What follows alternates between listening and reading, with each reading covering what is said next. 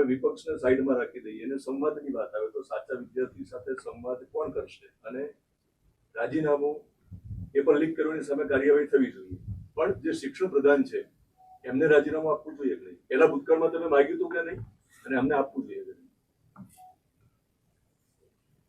ભૂતકાળની અંદર જે કંઈ ઘટનાઓ બની હશે, કોંગ્રેસના સમયમાં કેટલા પેપર લીક થયા, એનાથી એવું સાબિત કરવા નથી માંગતા કે ભાઈ કોંગ્રેસના સમયમાં પેપર લીક થયા એટલે અત્યારે થાય. કોઈ પણ સિસ્ટમ સામે આપણે સૌએ ભેગા થઈ અને પેપર લીક થવું એક રાષ્ટ્રીય ચિંતાનો વિષય છે. સરકાર જે રીતે એલર્ટ રહે છે એવી રીતે સમાજે આપણે બધાએ સૌએ ભેગા થઈ આવા પેપર લીકો જે થતા હોય જે સિસ્ટમમાં એમાં આપણે બધાએ જોડે રહીને સરકારને પણ સહયોગ કરવો પડશે. જે પણ વિદ્યાર્થીઓને ક્યાંક ને ક્યાંક નુકસાન થાય છે એ પણ સમાજ માટે, રાષ્ટ્ર માટે અને સરકાર માટે પણ ચિંતાનો વિષય હોય છે. જે રીતે સરકાર પગલાં રહી છે, દેશના યશસ્વી પ્રધાનમંત્રી પોતે પણ આના માટે ખૂબ ગંભીર રીતે ચિંતા કરી રહ્યા છે અને એમણે કડકમાં કડક આદેશ આપે છે કે કોઈ પણ લેવલે એ કોઈને જે પણ ગુનેગાર હશે એને કોઈને છોડવા માંગતા નથી. ફાસ્ટ ટ્રેક કોર્ટ રચી અને આ કેસનું જેમ બને એમ જલ્દી નિકાલ કરી અને કડકમાં કડક સજા મળે અને એક આવનારા દિવસોમાં ખૂબ મોટો દાખલો બેસે એના માટે કેન્દ્ર સરકાર પણ સતત ત્વરિત છે અને પગલાં લેશે. ગુજરાતમાં પણ ઘણા પેપર લીક 10 વર્ષમાં આપણે જોયા છે. દેશના યુવાનોને ગુમરાહ કરી રહી છે, દેશની શાંતિ દોડવાનું કામ કરી રહી છે. અને જ્યારે દેશ એ વિકસિત ભારતની દિશામાં દેશના યશસ્વી પ્રધાનમંત્રી માનનીય મોદી સાહેબ જેમ કામ કરી રહ્યા છે, ત્યારે આ નવયુવાનોને કહેવા માંગીશ કે કોંગ્રેસના વખતમાં જમ્મુ કાશ્મીરની વાત કરીએ તો સર્વિસ સિલેક્શન બોર્ડની પરીક્ષાના પેપર લીક થયું, જ્યાં કોંગ્રેસની નેશનલ કોન્ફરન્સ એનસીની સરકાર છે. હિમાચલ પ્રદેશના સ્કૂલ એજ્યુકેશન બોર્ડની પરીક્ષાનું પેપર લીક થયું, જ્યાં કોંગ્રેસની સરકાર હતી. ઝારખંડમાં જેએસસીમાં હિન્દી અને વિજ્ઞાન પેપર લીક થયા, જ્યાં કોંગ્રેસ અને ઝારખંડ મુક્તિ મોરચાની સરકાર છે. તેલંગાણામાં ઇન્ટરમીડિયેટ ભાષાના વિષયની પરીક્ષાનું પેપર લીક થયું, જ્યાં કોંગ્રેસ અને સીપીઆઈ સમર્પિત સરકાર હતી. તેલંગાણામાં એસએસસીની ભાષા વિષયની પરીક્ષાનું પેપર લીક થયું, જ્યાં પણ કોંગ્રેસ સીપીઆઈ સમર્થિત સરકાર છે. તમિલનાડુમાં બીએડની અભ્યાસની પરીક્ષા દરમિયાન તમિલનાડુ ટીચર્સ એજ્યુકેશન યુનિવર્સિટીમાં બોર્ડમાં પણ પેપર લીક થયું, ત્યાં પણ એ સમયે કોંગ્રેસની સરકાર, વિપક્ષી સરકાર. પશ્ચિમ બંગાળમાં પોલીસ કોન્સ્ટેબલ ભરતી પરીક્ષાનું પેપર લીક થયું, જ્યાં પણ એ સમયે તૃણમૂલ કોંગ્રેસની ટીએમસીની સરકાર. પંજાબમાં Punjab sub auditor service selection બોર્ડની ગ્રુપ બી પરીક્ષામાં પેપર લીક થયું અને એ અનિયમિતતાઓ આ સામે આવી. સાથે સાથે કેરળમાં રાજ્ય લોકસેવા આયોગની 26 પરીક્ષાઓમાં અનિયમિતતા થઈ. કર્ણાટકમાં જ્યાં કોંગ્રેસની સરકાર છે ત્યાં પણ પ્રિપેરેટરી બોર્ડ પરીક્ષા અને પીયુસીની પરીક્ષાના પેપર લીક થયા. આ જેટલી પણ જગ્યાએ આ ઘટના બને છે એ ઘટના એ આખા રાષ્ટ્ર માટે ચિંતાનો વિષય હોય છે અને કેન્દ્ર સરકાર, દેશના યશસ્વી પ્રધાનમંત્રી માનનીય મોદી સાહેબ આના માટે કડકમાં કડક પગલાં લઈ રહ્યા છે. આંદોલન લઈને સરકારનું વલણ એ સંવેદનશીલ રહ્યું છે. 6 જૂને અભિજીત દીપકને દિલ્હી પોલીસે એરપોર્ટ પર પરવાનગી આપી. સાંજે 5 વાગ્યા સુધી પરવાનગી હતી, પરંતુ આંદોલનકારીઓ 21 દિવસ બેસી રહ્યા. પોલીસે કોઈ કાર્યવાહી ના કરી. 20 જુલાઈના રોજ સંસદ ઘેરવાનો પ્રયાસ થયો.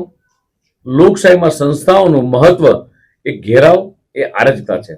સરકાર સંવાદ માટે તૈયાર રહી. સવારે સંદેશ મળતા જ જેપી નડ્ડાજીએ વાર્તાનું આમંત્રણ આપ્યું.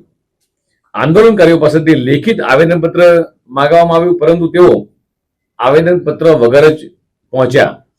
એવો ભ્રમ ફેલાવવામાં આવ્યો કે પ્રદર્શનકારીઓને રાહ જોડાવવામાં આવી, જ્યારે પ્રતિનિધિ મંડળે લેખિત માંગણીઓ તૈયાર કરવામાં પોતે જ લગભગ 2.5 કલાક લગાડ્યા અને સરકાર તેમની રાહ જોતી રહી. પ્રતિનિધિ મંડળે લેખિત માંગણીઓની સોંપતી વખતે પ્રદર્શન ન કરવાનું આશ્વાસન આપ્યું, પરંતુ પાછળથી તેઓ આનાથી ફરી ગયા. આ પછી સોશિયલ મીડિયા પર ઘણા ફોલ્સ નેરેટિવ અને ફેક ન્યૂઝ એ ચલાવવાનો પ્રયાસ કરવામાં આવ્યો. સોનમ વાંગચુકના પત્ની શ્રીમતી ગીતાંજલિ સાથે દુર્વ્યવહાર, અભિજીત દીપકની ધરપકડ, 12 વર્ષની બાળકીને ગંભીર રીતે ઈજા થવી જેવા તમામ દાવા એ ફેક્ટ ચેકમાં એ સંપૂર્ણપણે એ જૂઠા સાબિત થયા છે. પેપર લીક થયા છે એમાં આપણે કઈ રીતે કામગીરી કરી છે, આપણા દાખલો દેશ સામે મૂકી?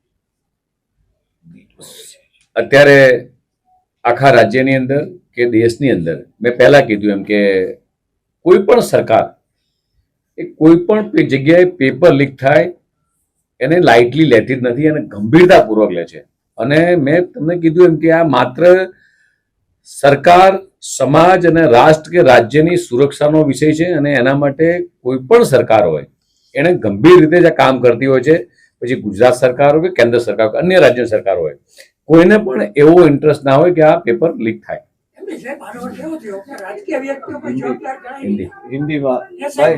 હિન્દીમાં લઈ લાઠીચાર્જનો આદેશ સરકારે નતો આપ્યો તો પછી લાઠીચાર્જ વિદ્યાર્થી ઉપર કેવી રીતે કરે? માની પ્રમુખશ્રી આપને વાત કરી છે.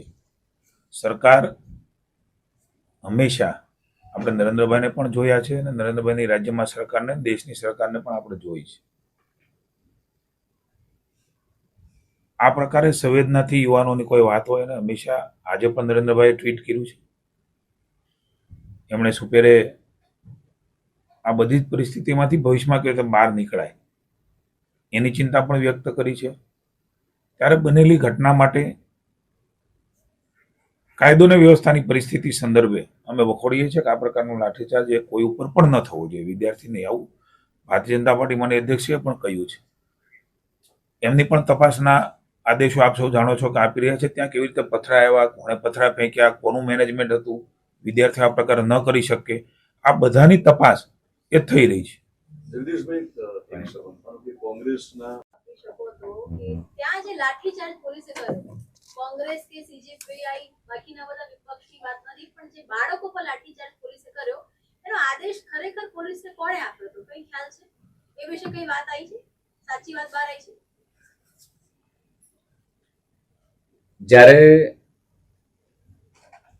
કોઈ પણ કોંગ્રેસના કહેવાતા નેતાઓ અરાજકતા ફેલાવતા હોય, જે રીતે અંધાધૂંધી ફેલાવે છે, જે રીતે અફવાઓ ફેલાઈ રહ્યા છે અને જે રીતે કોંગ્રેસ દ્વારા દેખાવ કરી રહેવામાં આવે છે, સરકારે પણ વિદ્યાર્થીઓ સાથેનું ખૂબ નરમ વલણ રાખ્યું છે.